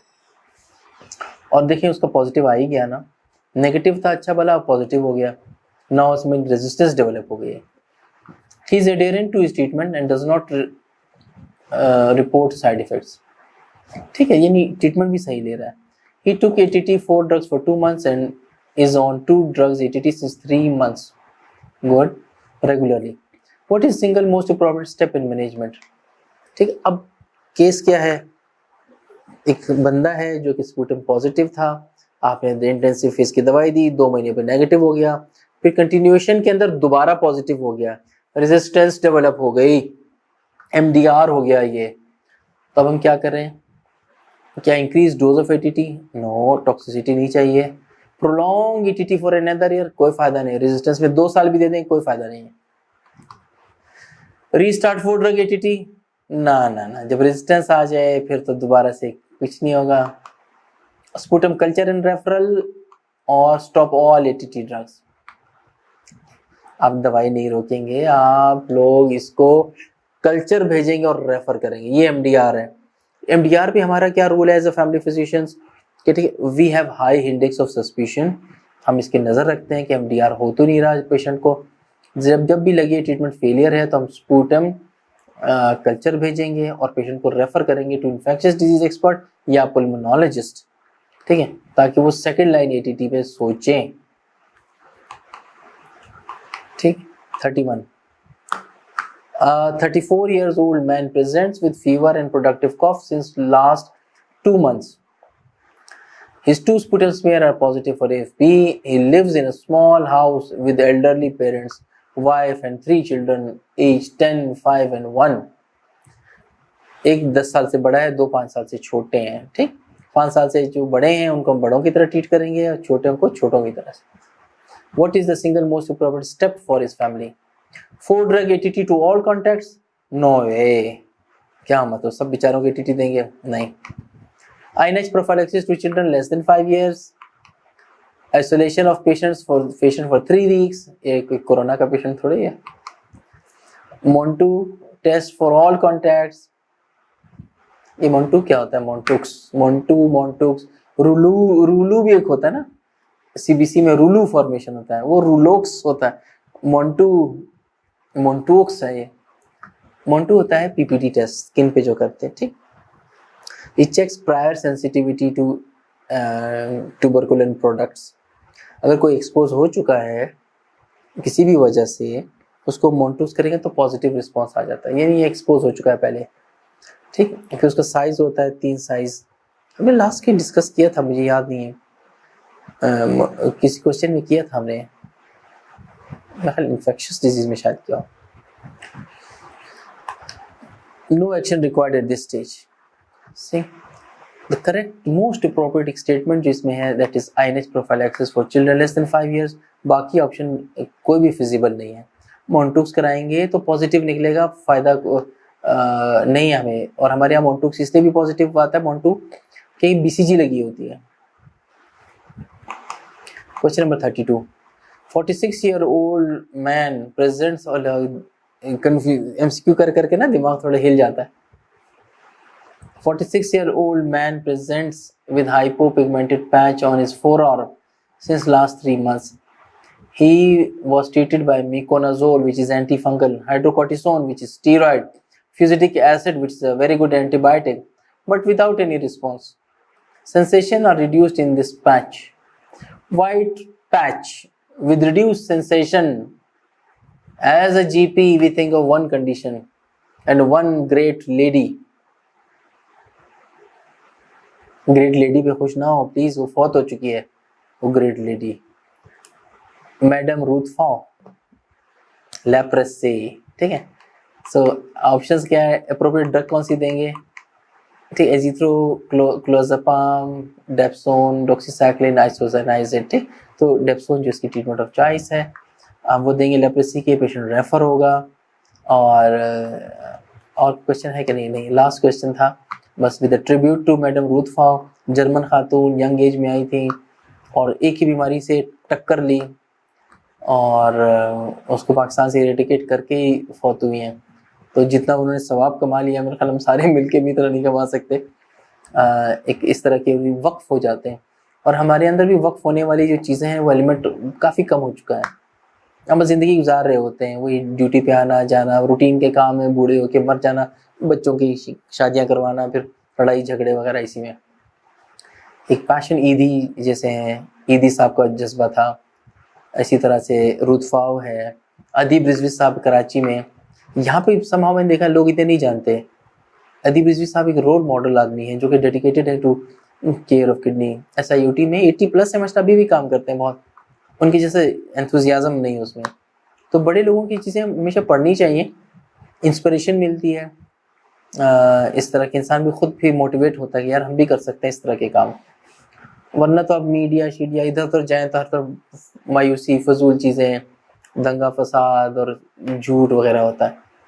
तो ये होते हैं, बड़े लोगों की चीज़ें पढ़नी चाहिए. सोक्रेटिस को पढ़ना चाहिए, सुकरात की चीज़ें, बड़े कमाल की बातें करता है वो. जैसे एक छोटी सी बात है उसकी, सॉरी फॉर टाइम ले रहा हूँ, इतवार का दिन है, आप लोग भी कहेंगे क्या भाषण शुरू कर दिया. वो भी यही कहते हैं कि देखो अक्लमंदी इसमें नहीं है कि आप ज़्यादा की तलाश में फिरें, अक्लमंदी ये कि थोड़े में खुश रहना सीखें. बड़ी कमाल की बात की है. और एजुकेशन के हवाले से उन्होंने एक बात की थी कि let questions be the curriculum. इतनी कमाल की बात है. सब नए, अब तो लोग PhDs बैठ के भी इतने छोटी सी बात में इतना बड़ा मतलब नहीं ढूंढ सकते. इस तरह की चीज़ें हैं. ठीक है, anyway we are done with MCQs. SAQs हमने पहले कर लिए थे और काफ़ी डिफ़िकल्ट किस्म के MCQs थे। रिक्वेस्ट मेरी फिर होगी, ये मेरी रिक्वेस्ट चलती रहेगी। आप भी ढीठ है, पढ़ना नहीं है, और मैं भी ढीठ हूँ, छोड़ना नहीं है आपको। पढ़ाई का स्कीम को समझें। प्री सेशन MCQs और SAQs करें, फिर आप लेक्चर देखें, उसके एंड पे डिस्कस भी हुआ है तो आपको कंसेप्ट क्लियर हो जाएंगे। फिर जो बाकी मटेरियल रीडिंग है उसको देखिए, जो वीडियोस का पूल है वो देखिए, फिर एंड में आके ये पोस्ट सेशन किया करें, फिर आपको सही फायदा होगा। ठीक है, समझ में भी आएगा। ठीक है, चलिए आप लोग भी चलते हैं, फिर हम भी चलते हैं। काफ़ी ज़्यादा MCQ कर लिए आज, और इंशाल्लाह उम्मीद है कि इम्तिहान में भी पास हो जाएंगे। अब कोरोना की चीज़ें भी इंशाल्लाह सेटल हो जाएंगी और वर्कशॉप भी स्टार्ट हो जाएंगी। अब तो टारगेट कर रहे थे जनवरी का, अल्लाह करे वर्कशॉप्स हो जाएं जनवरी तक, लेकिन अक्टूबर तक तो इंशाल्लाह हो ही जाएगा। हम सारे फिर इम्तिहान भी देंगे सारे लोग, फिर मैं मिठाइयाँ खाऊंगा आपके। ठीक है, चले, ग्रेट, ओके, अल्लाह हाफ़िज़, अपना ख्याल रखें, सब ख्याल रखें।